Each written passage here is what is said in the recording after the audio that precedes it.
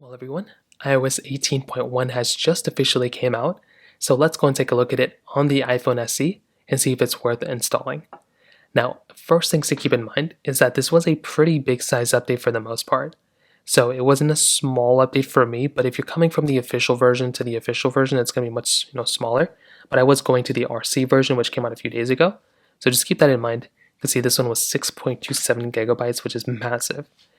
Now, or 6.22 gigabytes. Now, a big thing to keep in mind here is that iOS 18.1, this particular update really was bringing one major feature, which was Apple Intelligence. Unfortunately, with these particular iPhones, they did not get Apple Intelligence, but still, I think it's okay. I mean, you still got a lot of cool features here and there, so I think that's a big thing to keep in mind regardless. Now, a big thing to keep in mind here is that number one, within our control center, we have the option of having a few more control toggles basically added. So this is something that's actually very cool. So if you wanted to, you can click on add a control down here, and you can basically go through and you can have these, screen toggles and everything added here. So there's an airdrop toggle and some other ones that are now added. So that's something that's really cool. And we also have the capability within our settings app. We now have this control center option, which is right here. We now have the capability of resetting our control center. So that is something that's actually very, very cool. And we now have that capability here of just resetting it. So that's something that's really awesome. I wish it was built into the control center, but still it's really cool. We also have the capability of recording our phone calls now.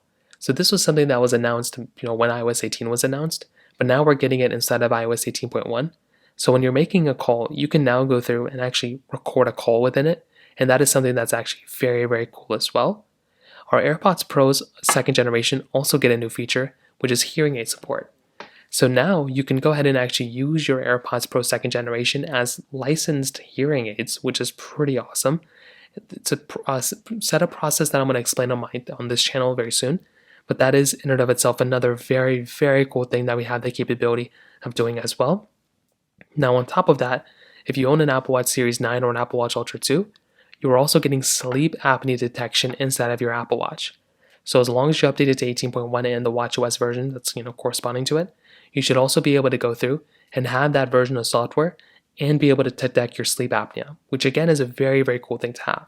So those are basically the main things to basically do in that side of iOS 18.1. And if you're on this version of software, I would highly recommend installing it. So in terms of that kind of covers it up here. If you have any other thoughts or questions, please let me know in the comment section below.